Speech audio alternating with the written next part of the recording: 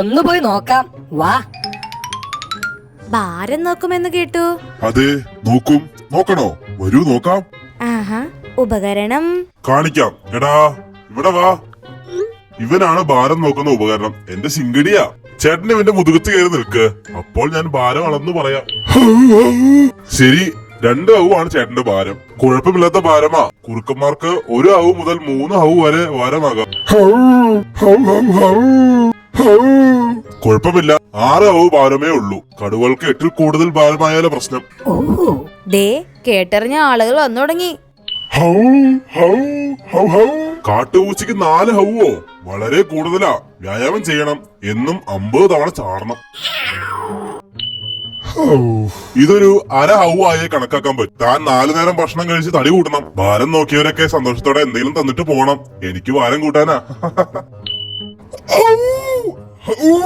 ഹേ, വലിയ ഹൗ 2 എണ്ണമോ? 12 ചെറിയ ഹൗവിന് തുല്യമാ. വ്യായാമം വേണം.